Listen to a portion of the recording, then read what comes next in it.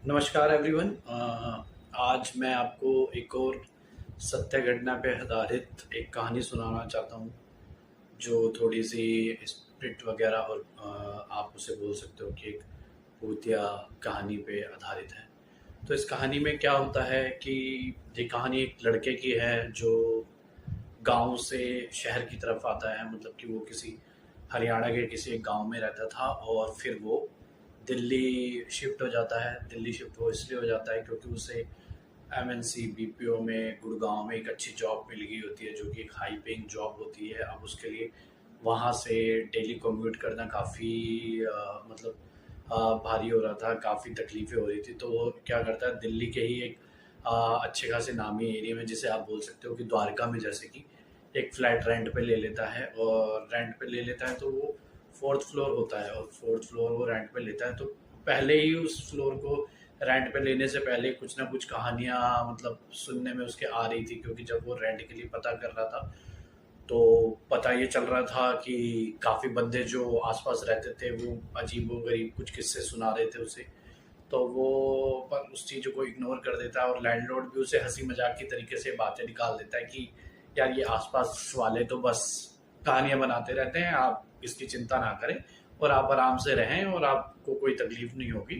तो द्वारका के for example एक एरिया में फोर्थ फ्लोर का एक फ्लैट ले लेता है, ठीक है, और वहाँ पे रहने लग जाता है।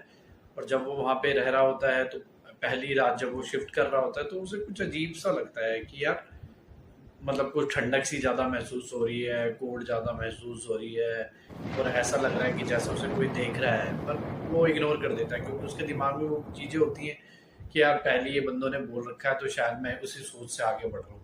तो वो पहली रात किसी तरह निकाल लेता है। दूसरी रात जब वो वहाँ पे जाता है तो मतलब अपनी शिफ्ट पूरी करने के बाद तो उसे लगता है कि वॉशरूम में से कुछ आवाज़ें आ रही हैं। वो आवाज़ें सुनता है तो वो आवाज़ काफ़ी ज़ोर ज़ोर की हो जाती हैं, और काफ़ी ऊपर, जैसे कि जैसे कोई चल रहा है।